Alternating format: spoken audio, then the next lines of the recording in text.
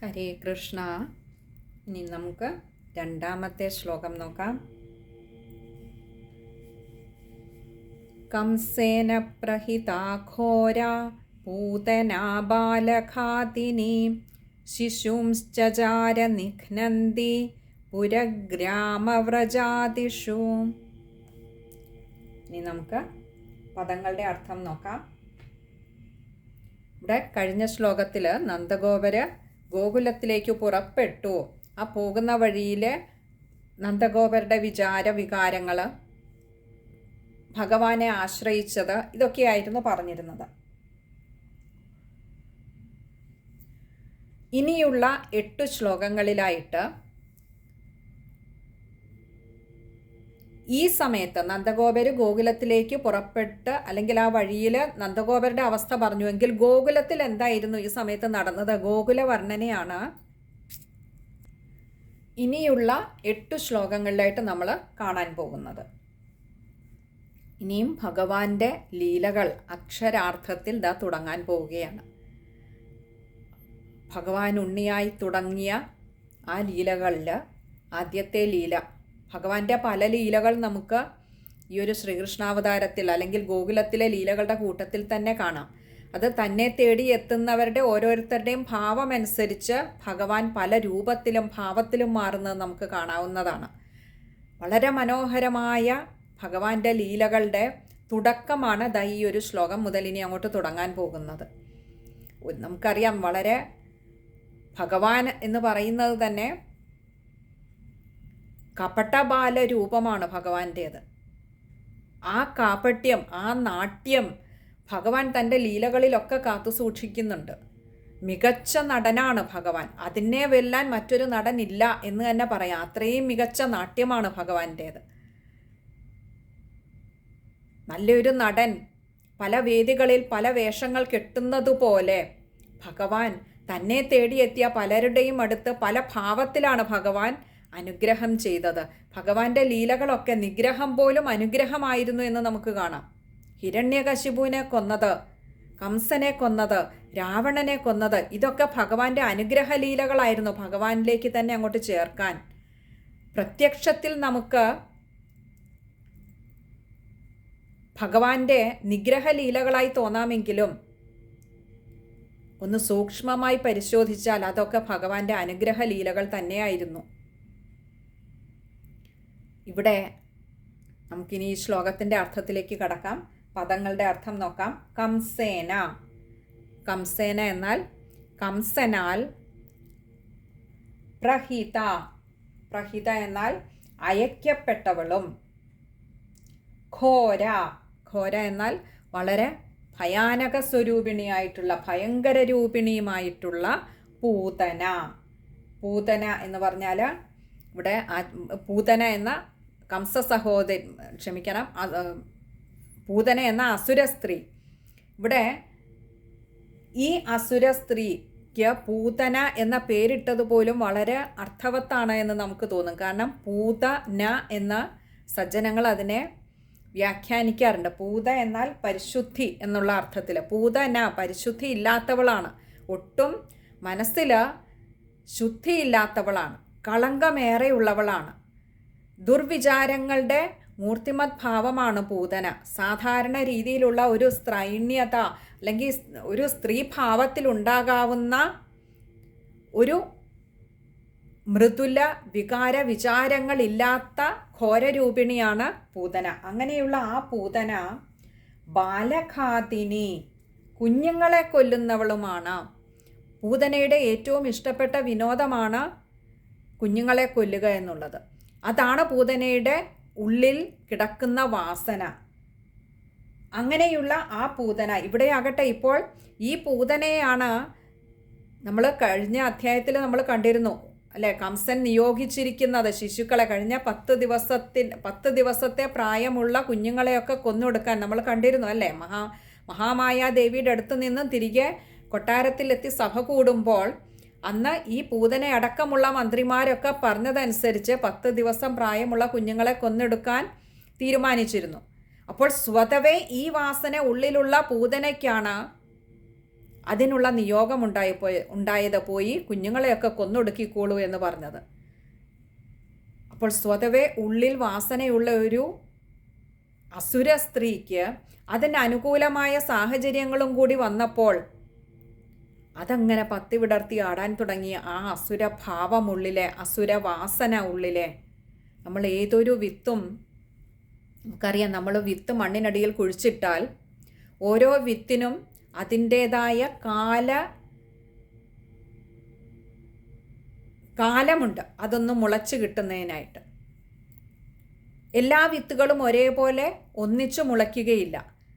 തന്നെയല്ല, ചില വിത്തുകൾ ദിവസങ്ങൾ കൊണ്ടും, ചില വിത്തുകൾ മാസങ്ങൾ കൊണ്ടും, ചില വിത്തുകൾ വർഷങ്ങൾ കൊണ്ടും മുളയ്ക്കും. ചിലതാകട്ടെ അതിനനുകൂലമായ സാഹചര്യങ്ങൾ വരുന്നത് വരെ അത് മണ്ണിനടിയിൽ തന്നെ കിടക്കും.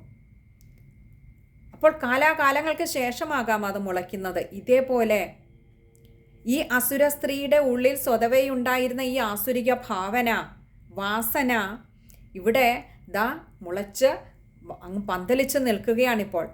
അങ്ങനെ ആ അസുര സ്ത്രീയായ പൂതന ഇപ്പോൾ കുഞ്ഞുങ്ങളെയൊക്കെ കൊന്നൊടുക്കുന്നവളായിട്ടുള്ള അവളാകട്ടെ ശിശൂൻ ചചാര, ഇങ്ങനെ രണ്ട് വാക്കുകൾ ചേരുന്നതാണ് ശിശൂൻ ചചാര. ശിശൂൻ എന്ന് പറഞ്ഞാൽ കുട്ടികളെ, ശിശുക്കളെ അങ്ങനെ കൊന്നൊടുക്കിക്കൊണ്ട്, അതായത് കുട്ടികളെ, ചചാര എന്നാൽ സഞ്ചരിച്ചു. എങ്ങനെ? നിഘ്നന്തി, കൊല്ലുന്നവളായി സഞ്ചരിച്ചു. എവിടെയൊക്കെ? പുരഗ്രാമവ്രജാദിഷു. പുരം എന്ന് പറഞ്ഞാൽ നഗരം, ഗ്രാമം ഗ്രാമം, വ്രജം എന്ന് പറഞ്ഞാൽ ഗോകുലം. ഗോകുലം എന്ന് പറഞ്ഞാൽ ഗോക്കളെ പരിപാലിച്ച് അതിൻ്റെ ആദായം കൊണ്ട്, അതിൽ നിന്നുള്ള വരുമാനം കൊണ്ട് കഴിയുന്ന വിഭാഗക്കാർ കൂട്ടം കൂടി പാർക്കുന്ന ഇടങ്ങളാണ് ഗോകുലം എന്ന് പറയുന്നത്.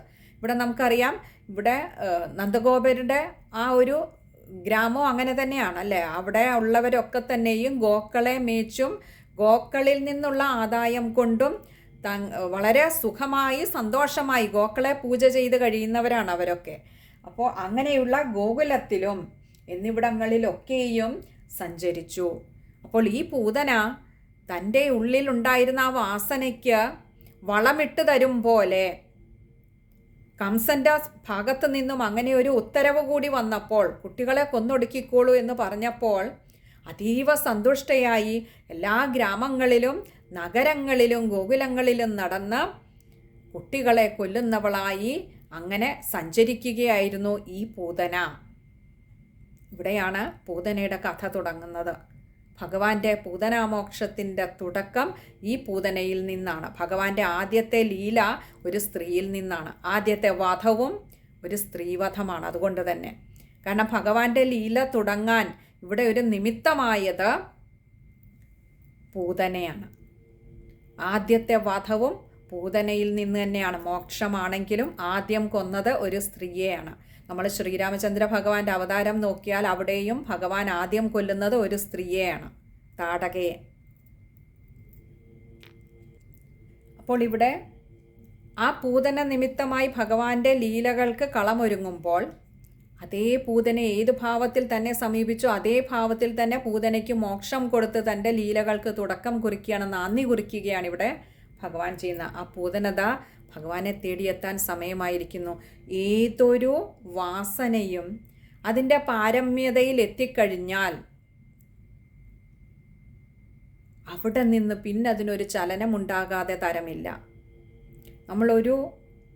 ഇപ്പോൾ ഒരു പർവ്വതത്തിൻ്റെ മുകളിൽ കയറിയാൽ ഏറ്റവും മുകളിൽ നിന്ന് ഒന്നുകിൽ വീണ്ടും താഴേക്ക് ഇറങ്ങണം, അല്ലെങ്കിൽ അവിടെ നിന്നും താഴേക്ക് നിപതിച്ചേ മതിയാവൂ. പിന്നെ മുകളിലോട്ടൊരു യാത്രയില്ല. ഇതേപോലെ ഈ പൂതനയുടെ ഈ ആസുരിക ഭാവം അങ്ങനെ അതിൻ്റെ മൂർധന്യത്തിൽ എത്തിയിട്ടാണ് ഇപ്പോൾ എവിടേക്ക് എത്തിയത്? ഭഗവാനിലേക്ക് എത്തിയത്. ഇനി അവിടെ നിന്നും മുകളിലേക്ക് ഇനിയൊരു യാത്രയില്ല. ഇനിയുള്ളത് പൂതനയുടെ ഭാഗത്തു നിന്ന് ചിന്തിച്ചാൽ അത് ഒരു പതിക്കലാണ്. ഏതു ക്രൂരതകളും കൊടുമുടിയോളം വളർന്നു കഴിഞ്ഞാൽ എത്രമാത്രം അത് ഉയരത്തിലേക്ക് വളരുന്നുവോ അത്രമാത്രം ആഴത്തിലേക്ക് അത് പതിക്കും. പർവ്വതത്തിൻ്റെ ഉയരം കൂടുമ്പോൾ വീഴ്ചയുടെ ആക്കവും കൂടുന്നത് പോലെ ഇവിടെ പൂതന ഇതോടെ തൻ്റെ എല്ലാ ആസുരിക ശക്തികളും എല്ലാ ആസുരിക വാസനകളും ഇതോടെ അറുതി വരുത്താൻ പോവുകയാണ് ഇവിടെ. അതിനു വേണ്ടിയിട്ടാണ് ഭഗവാൻ അതിൻ്റെ മൂർധന്യത്തിൽ കൊണ്ടെത്തിച്ചത്.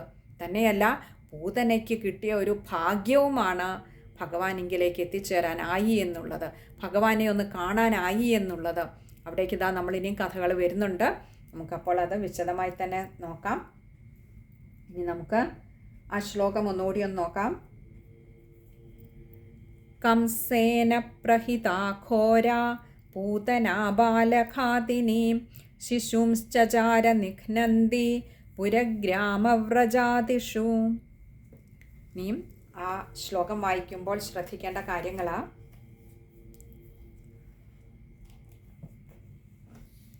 ഒരു പക്ഷേ തുടക്കക്കാർക്ക് പ്രയാസം വരാവുന്നത് ശിശുംശ്ചചാര, അവിടെ ചിലപ്പോൾ 3 ഷായാണ് അടുത്ത് വരുന്നത്. അതൊന്ന് ശ്രദ്ധിക്കുക. ബാക്കിയൊക്കെ എളുപ്പമുള്ളത് തന്നെയാണ്, വേറെ ബുദ്ധിമുട്ട് ആ ശ്ലോകം വായിക്കുമ്പോൾ വരുമെന്ന് തോന്നുന്നില്ല. നമുക്കിനിയും ആ ശ്ലോകത്തിൻ്റെ അന്വയക്രമത്തിലുള്ള പദവിന്യാസം ഒന്ന് നോക്കാം. കംസേന പ്രഹിതാ ഘോര ബാലഘാതിനി പൂതന ശിശൂൻ നിഘ്നന്തി പുരഗ്രാമവ്രജാതിഷു ചചാര. ഒന്നുകൂടി പറയാം. കംസേന പ്രഹിതാ ഘോര ബാലഘാതിനി പൂതന ശിശൂൻ നിഘ്നന്തി പുരഗ്രാമവ്രജാതിഷു ചചാര. അപ്പോൾ ഇത്രയും കാര്യങ്ങളാണ് ഈ ഒരു ശ്ലോകത്തിൽ നമ്മൾ അനുസ്മരിക്കാനായിട്ട് ഭഗവാൻ ഈ ഉള്ളവൾക്ക് തോന്നിപ്പിക്കുന്നത്. ഹരേ കൃഷ്ണ.